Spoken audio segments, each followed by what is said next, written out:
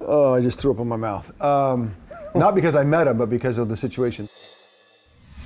So I actually wanted to start by talking about what Roger Staubach once told you about what to do once you retire. Well, you know, it's funny.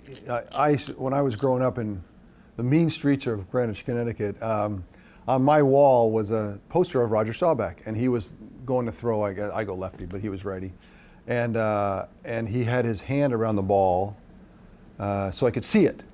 And you could see his fingers on the ball. And so I remember looking at it and grabbing the ball and kind of putting my fingers exactly like him. And my dad, Grit Young, he told me when I was growing up, I told him I want to be Roger. He goes, what do you want to do when you grow up? And I was like, I want to be a quarterback in the NFL.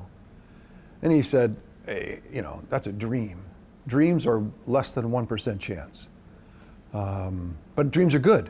But they're just really rare that dreams come true. So I want you to hold that dream, but I also want you to have a plan. What's your plan? 80% chance. What's the plan? And I'd like, I don't know, I'll go to college and then I'll go to law school like you. That'll be my plan. And he's like, good, dream and a plan. Always important, hold them both, take them with you your whole life. So then I go pro and I call my dad, I was like, the dream is now less than, it's 100% chance. Yeah. And he said, yeah, what's the average career? 3 years? You know, and I'm like, oh yeah, you know, so what's your plan? Stay the same? Okay, this plan's the same.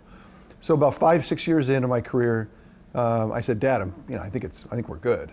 And he goes, yeah, but then let's say you play 15 years in the league and you're 35 years old. What do you do the rest of your life? And I was like, you know, and that's when I went to law school, started law school the next year. And that ends with Roger Staubach and the advice. I'd gone to law school, tried to prepare for it, as my dad talked about, the plan rather than the dream, and it was always in my head. And so when I was getting close to it, I asked Roger, what's the advice? And he said, run. Just like that, run. I'm like, run? What do you mean run? Like, he said, you gotta run. You gotta run away. What you did on the field will never leave. You don't have to worry about it ever leaving you, but you need to run away, because otherwise you'll hang around and that's all you'll ever think about. And I thought that was great advice, and that's what I did. I took my law degree, finished the game, and just started running. And now you're in my office, so. You remember the first time you met him? Yeah.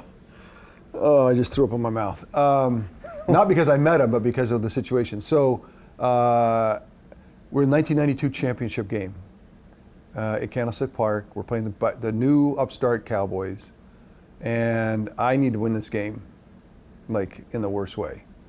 And the Cowboys come out for the coin flip, and I walk out there, and out walks Roger Staubach to represent the Cowboys as an honorary captain. And I'm thinking to myself, I just described to you the impact he's had in my life. I've never met him. And if you can think about that moment for anybody, any of you that have a hero, somebody you look up to that you'd like, if you met him, you'd kind of want to faint for all the impact they've had in your life, that was me. And so there was Roger Staubach. I'm like, and then after we did the coin flip, I'm like, Mr. Staubach, Steve Young, I had my poster up and I was just babbling, you know? And you've been a real hero of mine. And he turns to me and he goes, Steve, you gotta go play. And I'm like, yeah, right, sorry, we'll talk later. But we ended up losing that game. And probably the most painful loss I've ever had in my life. Really? Yeah. I think there's no question that was particularly painful. But over the years, we got to know each other, and he was always loved the conversation, loved the interaction, loved being associated with me, and I really appreciate that. And so just to close the story out, we're in Canton. I'm going into the Pro Football Hall of Fame, the induction ceremony. Dan Marino and I are going into the 2005 vintage, and they have a Ray Nitschke luncheon where when all of the Hall of Famers are in the room and no one else can be in the room.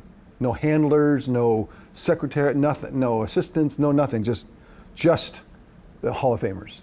And they're all sitting there waiting for you and then you walk in and it's like every face you see, it's like surreal. Every face you see is the most famous person in football history.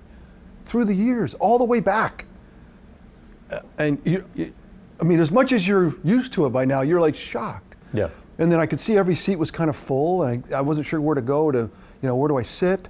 And then I look across the room, and there's Roger, stands up, he goes, and he has a spot next to him.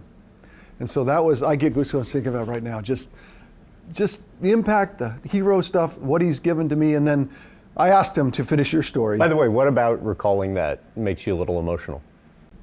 I think more than it's just everything. Just you climb a mountain when people are throwing rocks at you the whole time,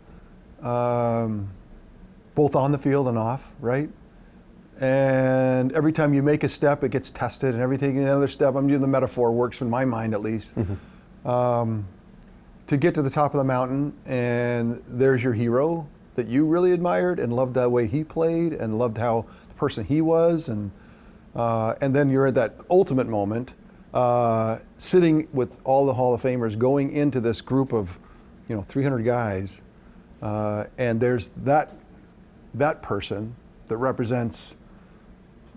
Remember, I was 8 years old on the, all of that feels, it just feels very emotional.